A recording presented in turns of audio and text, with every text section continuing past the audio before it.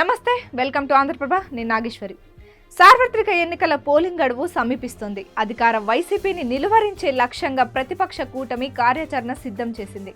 అది కూడా సీఎం వైఎస్ జగన్మోహన్ రెడ్డి ప్రాతినిధ్యం వహిస్తున్న జిల్లాపై ఫోకస్ పెట్టింది. చిత్తూరు జిల్లాలో రాజకీయ ప్రత్యర్థిని కట్టడి చేయడానికి బీజేపీ కూడా ఢిల్లీ నుంచి కూడా అగ్రనేతలను ప్రచార రంగంలోకి తీసుకురానున్నారు. ఉమ్మడి కడప జిల్లా రాయచోటికి ఏఐసీసీ అగ్రనేత రాహుల్ గాంధీ రానున్నారు. రాజంపేట పార్లమెంటు సెగ్మెంట్ పరిధిలో ప్రధాని నరేంద్ర మోడీ పర్యటించనున్నారు. ఆయన కార్యక్రమం ఖరారు అయిన తర్వాత రాహుల్ గాంధీ తెలంగాణ సీఎం రేవంత్ రెడ్డి రానున్నట్లు సమాచారం. పీసీసీ అధ్యక్షురాలు వైఎస్ షర్మిలారెడ్డితో కలిసి వారు ప్రచార సభలు పాల్గొంటారని కాంగ్రెస్ వర్గాలు తెలిపాయి. నరేంద్ర మోదీ కార్యక్రమాన్ని అనుసరించి తమ పార్టీ అగ్రనేత రాహుల్ గాంధీ పర్యటన ఖరారు అవుతుందని చెప్తున్నారు. రాష్ట్రంలో సీఎం వైఎస్ జగన్మోహన్ రెడ్డి సారథ్యంలోని వైసీపీ ఒంటరిగా పోటీ చేస్తుంది.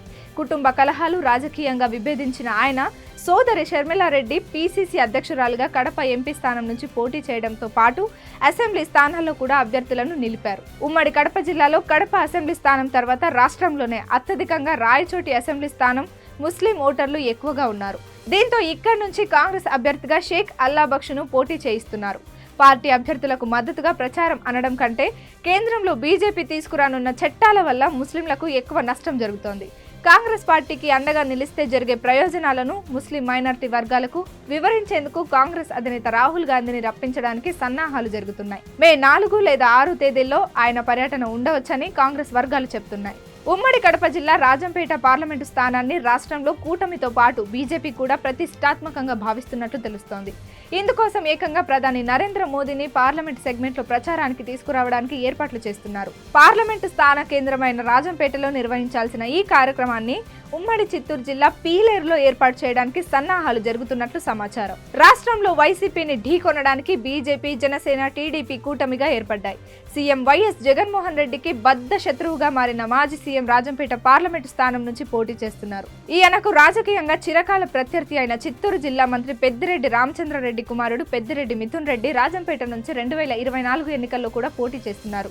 ఇద్దరు ప్రధాన రాజకీయ విరోధులతో పోటీ పడుతున్న మాజీ సీఎం నల్లారి కిరణ్ కుమార్ రెడ్డి ఈ ఎన్నికను కూడా ప్రతిష్టాత్మకంగా తీసుకున్నారు. చిత్తూరు జిల్లా పీలేరుకు చెందిన నల్లారి కిరణ్ కుమార్ రెడ్డి కుటుంబం ఇటీవల వైసీపీ నుంచి ఊహించని సంఘటనను ఎదుర్కొన్నారు.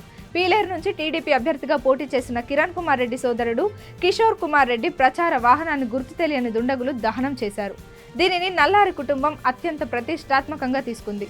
ఈ పరిస్థితుల్లో ప్రధాని నరేంద్ర మోడీతో కలికిరిలో ప్రచార సభ నిర్వహించడానికి అవసరమైన సన్నాహాల్లో ఉన్నట్లు బీజేపీ వర్గాలు తెలిపాయి. కడప జిల్లాపై కాంగ్రెస్ తో పాటు టీడీపీ కూటమి కూడా ప్రత్యేక దృష్టి సారించింది. అందులో భాగంగా ఇప్పటికే టీడీపీ అధ్యక్షుడు చంద్రబాబు నాయుడు మే 2న మళ్లీ కూటమి అభ్యర్థుల ప్రచారం కోసం రాజంపేటకు రానున్నారు.